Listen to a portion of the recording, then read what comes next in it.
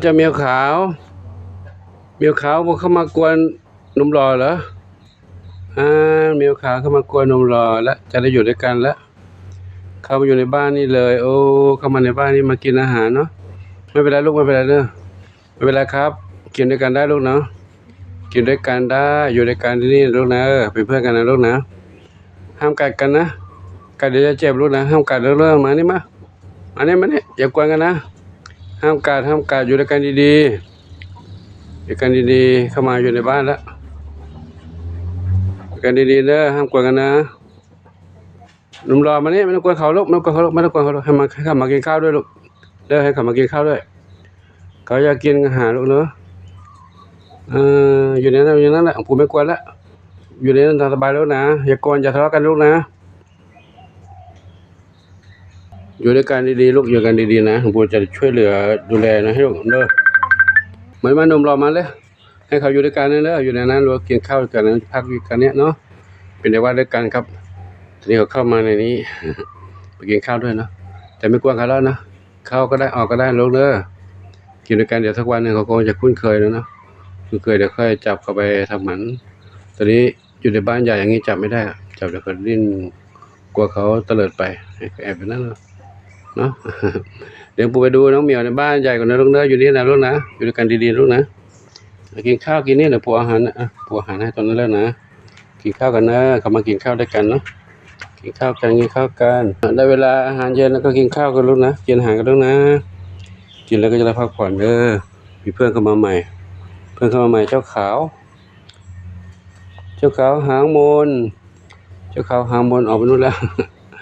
อยู่ในนั้นนะครับอยู่ด้วยกันนี่เข้าก็ได้ออกก็ได้ลูกยังไม่ได้ขังยังไม่ได้กักขังนะไว้ก่อนให้เขาได้คุ้นเคยก่อนคิดว่าคงไม่ไปไหนแล้วถ้าเขาไม่ทะเลาะกันก็อยู่ด้วยกันได้ครับก็ไก่อยู่กุ๊กก็ไก่ก็ได้เวลาอาหารแล้วไก่ก็จะกินอาหารเหมือนกันข้างนอกเขายังเกี่ยวข้าวบางแปลงอยู่นู่นเกี่ยวข้าวกับบางแปลงได้ยินเสียงรถอยู่ข้างนอกนะตุ๊ดอยู่นะก็ไก่กินข้าวกันนะหนูปูไปดูน้องเหมียวในบ้านใหญ่ก่อนกินข้าวกินน้ำกันมาดูแม่สี่ลูกสี่ก่อนเนาะสี่ลูกสี่พรุ่งนี้จะไปหาหมอแล้วนะพรุ่งนี้จะให้หมอไปเช็คสุขภาพแล้วเด้อหมอไปเช็คดูว่าแผลเป็นไงบ้างอ่อนแข็งแรงดีจ้าผมเข้าใจลูกหนูจะออกมาเนาะแต่พรุ่งนี้ขอไปให้หมอเช็คก่อนเนาะหมอดูแผลก่อนเนาะจะได้ทราบว่าเป็นอะไรปลอดภัยดียังไงเนาะเดี๋ยวค่อยออกมาลูกเด้อมาทางนี้น้องอะไรเท้าเล็กแล้วกินอาหารเช้ากับเขาแล้วลูกกินอาหารเช้ากับเขาหรือว่าไม่กล้ามากินกับเขานะกลัวเขากัดเนาะไม่เป็นไรลูกกินทีหลังก็ได้ของปู่จัดไปให้แล้วเมื่อกี้ตอนที่ให้อาหารไม่ได้ถ่ายเนาะเพราะว่าชุลมุนวุ่นวายก็ให้เสร็จแล้วค่อยถ่ายเสร็จตอนที่เก็บล้างแล้วนะก็เพราะว่ามันไม่สะดวกนะแล้วก็เป็นภาพที่เห็นไม่ชัดเจนตอนนี้เอามากินก็เรียบร้อยแล้วก็ไม่เป็นไรนี่ก็พักผ่อนกันแล้วมีเหมียวพักผ่อนกันแล้วน้องเมียแม่สีไม่ใช่สีดิสามสีนวลอุ้ยสามสีนวลนอนกับลูกชวนฝันเล่นกันนะสามสีนวลนอนบ้านได้ลูกเหรอสามสีนวลกับลูกชวนฝัน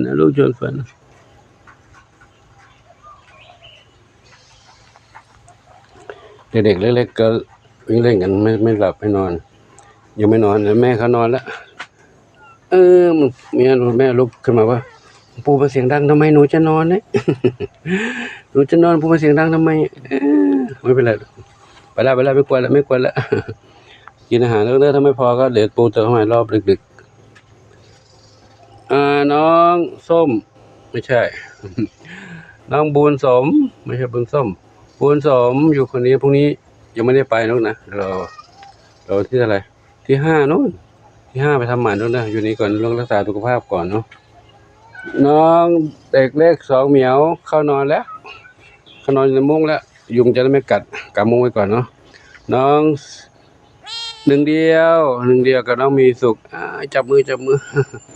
หนึ่งเดียวกับน้องมีสุขอยู่นี่นะอยู่นี่เท่าเล็กขึ้นนอนแล้วเท่าเล็กขึ้นบ้านแล้วยังไม่ขึ้นเหรอยังไม่ขึ้นในบ้านนู้นหรอกขึ้นบ้านนู้นเนาะส่วนน้องพี่เล่นอยู่ข้างนอกนี่กันหนุ่มรอเข้ามาตามหลวงปู่มาด้วยหนุ่มรอก็มาบ้านนี้ว่างไปแล้วน้องสมาชิกใหม่ว่างไปแล้วเขามาพักอยู่คืนเดียวเนาะพักคืนเดียวนี้กลับไปแล้วเจ้าของก็มารับกลับไปแล้วก็เลยก็ปล่อยว่างไว้นี่ก่อนเนาะเดี๋ยวมีโอ้ยอะไรลูก เล่นอะไรกันเล่นอะไรใครอยู่บนหลังคาใครอยู่บนหลังคาใครอยู่บนหลังคาอยู่บนหลังคานี่เนาะใครเนาะโชคทวีทรัพย์บนหลังคาเนาะกลัวนวราชกัดเหรอกลัวนวราชกัดขึ้นบนหลังคาก็ไม่เมียก็อยู่กันตรงนี้อุ้ยอยู่กันตรงนี้นะเล่นกันไปเล่นกันมากินกันไปก็นอนพักผ่อนกลางคืนก็นอนกันตรงนี้แหละนอนตรงนี้ด้วยข้างบนกล่องนู้นด้วยบนกรงนู้นด้วยทับทวีกินอาหารไม่เรียบร้อยเหรอลูกกินอยู่กินแล้วลูกกินแล้วบางเมียก็ชอบกินอาหารเปียกบางเมียก็ชอบกินอาหารเม็ดกินอาหารเม็ดด้วยกินอาหารเปียกด้วยวันนี้หลวงปู่ไม่ได้เข้ามาถ่ายให้น้องเหมียวให้ดูตอนกลางวันเนาะทำงานข้างนอกนู้นมาข้างนอกนู้นอยู่มาถ่ายดูให้ดูตอนเย็นนี้นะถ่ายดูตอนเย็นนี้ก็ไม่เป็นไรตอนเย็นก็เด็กๆจะได้พักผ่อนกันเห็นเนาะน้องอะไรปุยฝ้ายอยู่ตรงนี้นะปุยฝ้ายปุยฝ้ายก็รอวัคซีนอีกเข็มหนึ่งเนาะกลางเดือนหน้าวัคซีนเข็มหนึ่งแล้วก็เดี๋ยวค่อยดูว่าเป็นยังไงจะทำหมันหรือว่าจะยังไม่ทำหรือยังไงเนาะหมอเช็คดูก่อนเนาะน้องดำสนิท ดำสนิทกินอาหารเสร็จแล้วยังลูกยังไม่กินไม่เสร็จเนาะดำสนิทกับน้องเทาขาวเทาตรงนู้นขาวเทากับดำสนิทอยู่ด้วยกันตรงนี้นะเขาตอนนี้เปิดม่านอยู่เดี๋ยวกลางคืนจะปิดม่านให้จะได้ลมจะได้ไม่พัดนะลมจะได้ไม่พัดไม่เย็นไม่หนาว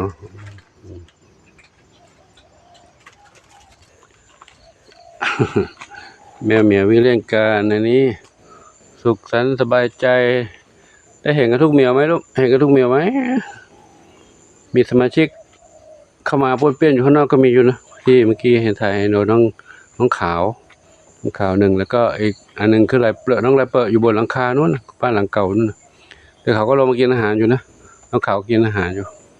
มาเรื่องนี้มาแล้วมาเล่นกับหลวงปู่นี่มาแล้วหลวงปู่นั่งอยู่ตรงนี้ลูกหลวงปู่นั่งอยู่ตรงนี้เพชรดำน้อยมานี่เพชรดำน้อยมาละเขาอยู่บนหลังคาขึ้นต้นกล้วยแล้วลูกขึ้นต้นกล้วยโดดลงมาห้ามเกาะหลวงปู่นะกับเจ็บเลยอันนู้นเหมียวหนึ่งเขาอยู่บนหลังคาก็มีลายเหมียวอยู่นะหลังคานั้นอาบแดดบนหลังคาได้และเนาะก็สมควรกับเวลาก็ขอนำภาพบรรยากาศนี้ให้กับทุกท่านได้รับชมกันไว้เพียงเท่านี้ก่อนเนาะขออวยพรให้ทุกท่านที่มีความรักความเมตตาต่อน้องเหมียวให้ความรักความเมตตาต่อน้องเหมียวเนาะส่งอาหารของกินของใช้อยู่ยาววิจภัณฑ์รวมทั้งมีของส่งมาถวายหลวงปู่เป็นผ้าห่มผ้าหมวกกันหนาวช่วงนี้หน้าหนาวเนาะก็มียุกยาววิจภัณฑ์ถ้าเจ็บไข้ได้ป่วยก็จะได้ฉันแก้ไข้แก้หวัดแก้ปวดแก้เมื่อยครับก็ขออนุโมทนาสาธุขอบุญกุศลทั้งหลายจงเป็นพระปัจจัยโน้มนำความสุขให้ทุกคนทุกท่านพบความสุขความเจริญมีความสุขกายสุขใจปรารถนาสิ่งใดขอได้สมความมุ่งมั่นปรารถนาเพื่อกันทุกคนทุกท่านเถิดเท่าขาวเล็กเท่าขาวใหญ่ไม่ใช่เล็กเท่าขาวใหญ่แพนด้าเท่าขาวใหญ่